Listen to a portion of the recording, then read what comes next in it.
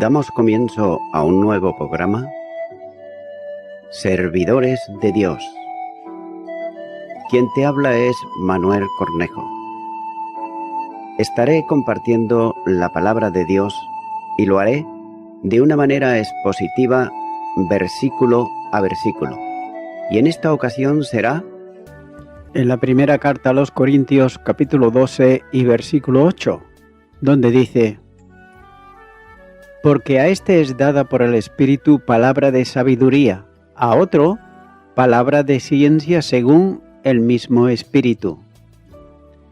Comienza diciendo este versículo: porque a este es dada por el Espíritu palabra de sabiduría. Siguiendo el pensamiento de los versículos anteriores, ahora que introduce una relación de dones del Espíritu que éste da a los creyentes. Tengas en cuenta que en la mente de Pablo está puesta en los creyentes corintios, ya que algunos de los cuales no tenían claro el concepto de los dones y el uso de los mismos. Los dones mencionados estaban operativos entre los creyentes, y es por eso que los corintios tenían abundancia de dones, estando enriquecidos por la dotación que habían recibido, como señala el capítulo 1 y versículo 5. Y la razón de citar este número de dones es desconocida, pudiendo establecerse varias proposiciones y todas ellas a criterio personal, pero, como se dijo anteriormente, sin base bíblica expresa. Es posible que el apóstol aluda a los dones que estaban ocasionando problemas en la iglesia, debido precisamente al mal uso que había de los mismos, como señala todo el capítulo 14. Y note que aquí comienza citando la palabra de sabiduría, y no menciona tanto el don por su nombre, sino por sus efectos. Probablemente sea el que capacita para expresar y comunicar la sabiduría de Dios. Estos dones están vinculados con la inteligencia, es decir, la acción de la mente. Para algunos la sabiduría tiene que ver con un carácter práctico, pero el concepto de sabiduría note que conlleva a la comprensión del misterio en el plan divino. En cierto modo tiene que ver con la capacidad de dominar la vida y las acciones espirituales. La sabiduría está relacionada con la revelación de Dios que permite exponer claramente las bases doctrinales para la Iglesia, como así señala el capítulo 2 y los versículos 6 al 16. En cierto modo, la palabra de sabiduría entra en la profundidad de lo revelado por Dios y puede ser expuesto con claridad a los demás creyentes, pero no está vinculado con la enseñanza formativa de la palabra, que es el ministerio del maestro o del pastor maestro. La palabra sabiduría permite entender claramente y comunicar también, como dice: el misterio que en otras generaciones no se dio a conocer a los hijos de los hombres, como ahora es revelado a sus santos apóstoles y profetas por el Espíritu. Efesios capítulo 3 y versículo 5. Podría también resumirse la acción de este don como la capacidad de entender la voluntad de Dios y aplicarla con fidelidad, como señala, por ejemplo, Mateo capítulo 11 versículo 19, Marcos capítulo 6 versículo 2 y Hechos de los Apóstoles capítulo 6 versículo 10. Este don permitía, en el conocimiento de la palabra, hacer las aplicaciones a cada aspecto de la vida cotidiana, ya que es la capacitación que todo consejero debiera tener para ayudar al que es aconsejado por él. El segundo don se refiere como palabra de conocimiento. En otras traducciones se usa como palabra de ciencia. Y esto tiene que ver con la capacidad para la exhortación y la amonestación con sustento bíblico. Para ello es necesaria una comprensión amplia de las verdades de la Biblia. Quien tiene el don del conocimiento hace clara la Escritura para ser llevada a la dirección de la vida, ya que quien tiene este don se aprecia por la capacidad que tiene para descubrir el sentido del texto de su contexto, que no puede ser conocido aparte de la revelación, como así enseña Romanos capítulo 16 versículo 25, Efesios capítulo 3 versículo 3 y Colosenses capítulo 1 versículo 26. No cabe duda que está relacionada muy de cerca con el ministerio pastoral, ya que algunos piensan que podría referirse a la aplicación de las sesiones prácticas de la epístola. Sigue diciendo este versículo: a otros palabras de ciencia según el mismo Espíritu. El ejercicio de estos dones no solo es posible porque el Espíritu lo da, sino porque son conforme a Él. El inspirador de la Escritura es el Espíritu Santo, como así señala la segunda carta a Timoteo, capítulo 3, versículo 16, y la segunda carta de Pedro, capítulo 1, versículo 21. La exhortación, el aliento, la amonestación, la ayuda para la comprensión tiene que ser tomada desde la palabra de Dios. También es necesario entender que la revelación divina para escribir el Nuevo Testamento se dio a los apóstoles y profetas, pero que una vez terminado el texto bíblico nada puede añadirse, porque no hay nuevas revelaciones. Ahora bien, quienes afirmen tener revelaciones de parte de Dios que no están en la palabra de Dios son sencillamente mentirosos. Y hay una advertencia solemne para quienes pretendan tal perversidad, como por ejemplo nos dice en Apocalipsis capítulo 22 versículo 18. Yo testifico a todo aquel que oye las palabras de la profecía de este libro. Si alguno añadiere a estas cosas, Dios traerá sobre él las plagas que están escritas en este libro. Continúo ahora con el versículo 9, donde dice: a otro fe por el mismo Espíritu, y a otro dones de sanidad por el mismo Espíritu.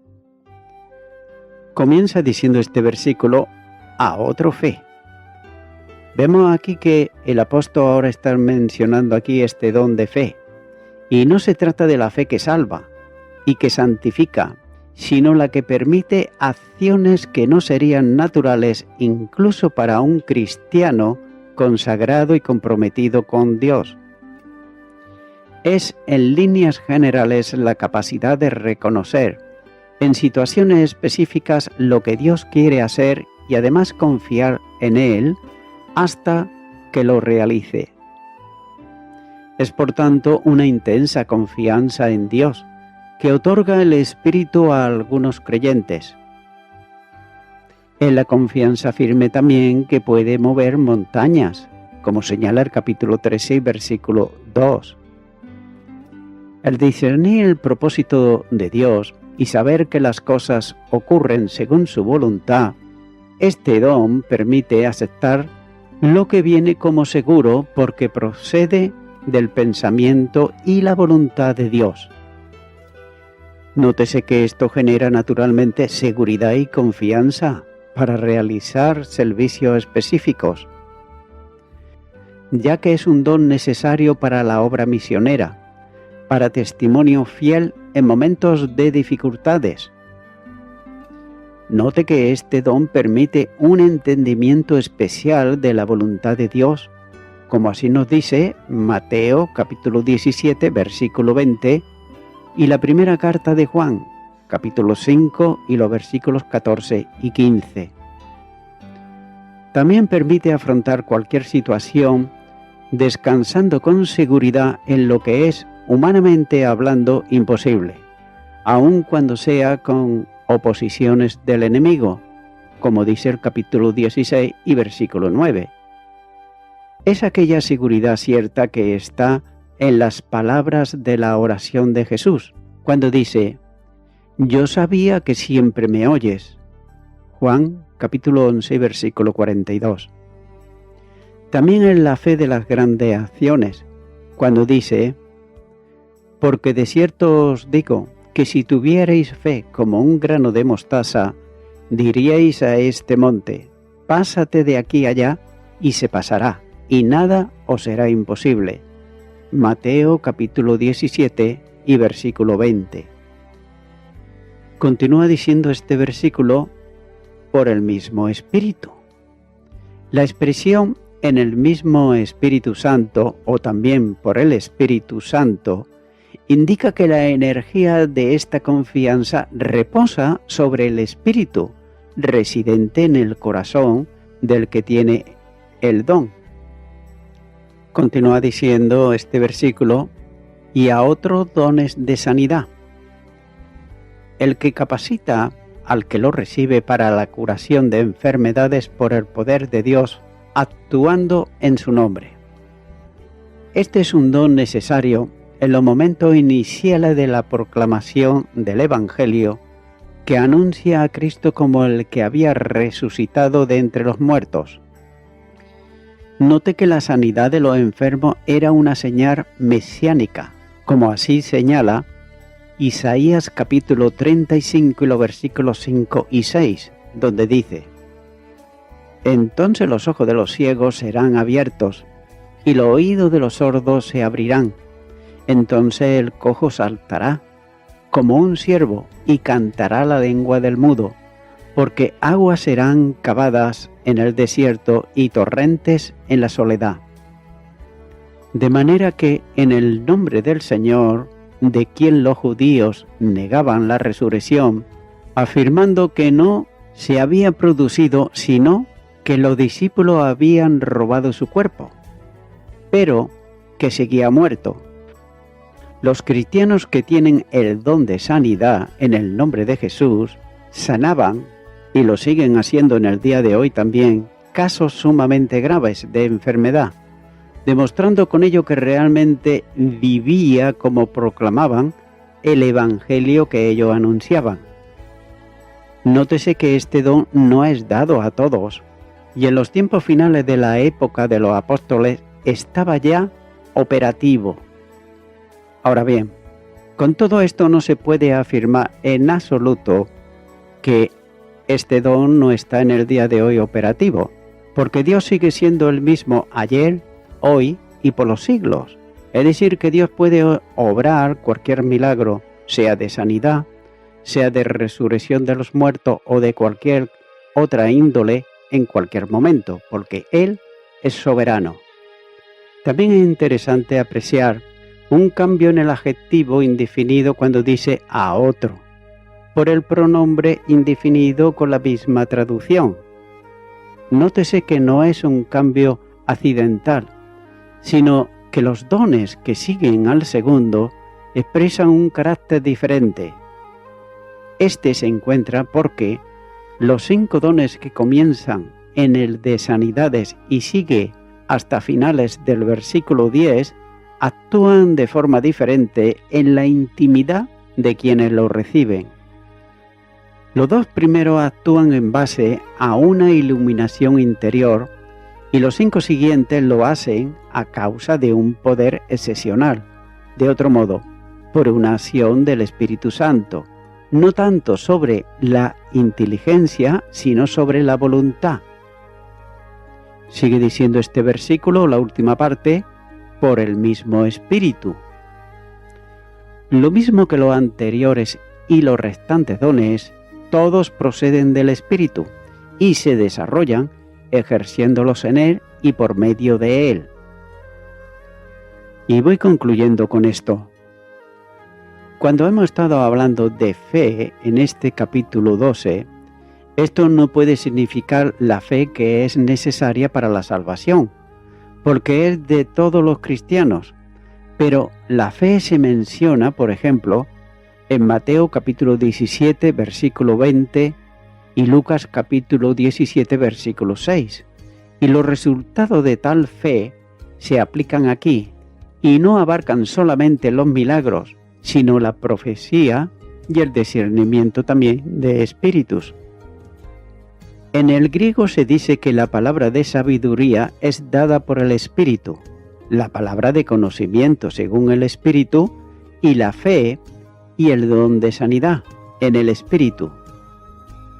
Con el uso de esta variedad de expresión, el apóstol probablemente quiera indicar que la variedad de métodos de operación del Espíritu, así como la diversidad de los dones que prodiga.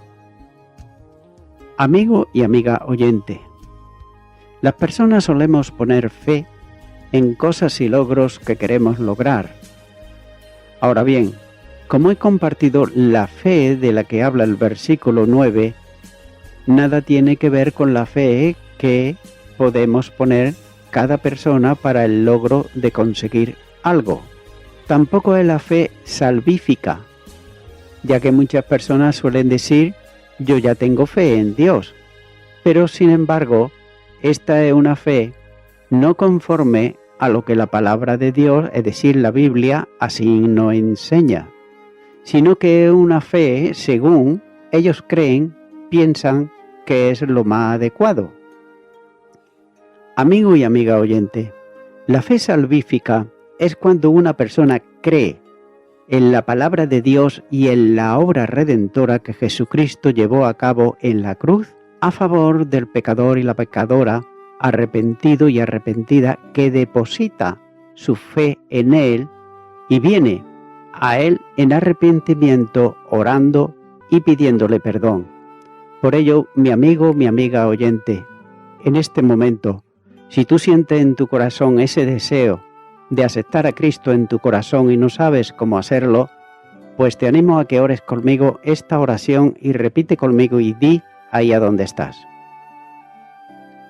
Señor Jesús, te confieso que soy una persona de fe y de alcanzar logros, pero nunca he depositado fe en cuanto a mi salvación.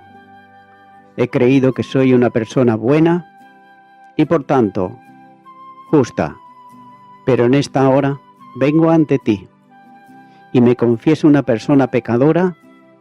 Por ello te pido perdón por todos mis pecados y me arrepiento de ellos, y te recibo ahora a ti, Señor Jesucristo, como mi único y suficiente Salvador. En ti y en tu obra salvadora creo plenamente. En tu nombre, amén.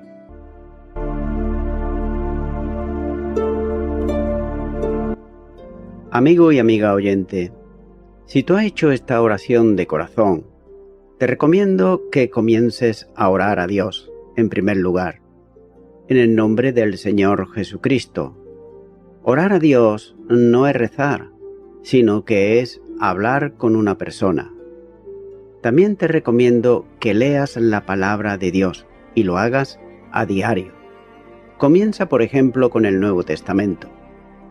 Y también, por último, te recomiendo que para que puedas crecer espiritualmente, te congregues en una iglesia cristiano-evangélica, donde se predique, se enseñe y se practique la sana doctrina y la palabra de Dios. Congrégate ahí y con el tiempo podrás crecer espiritualmente y también servir al Señor Jesucristo. Que Dios te bendiga. Y a toda la audiencia, nuevamente ya me estoy despidiendo de todos ustedes y será hasta el próximo programa. Que Dios os bendiga a todos.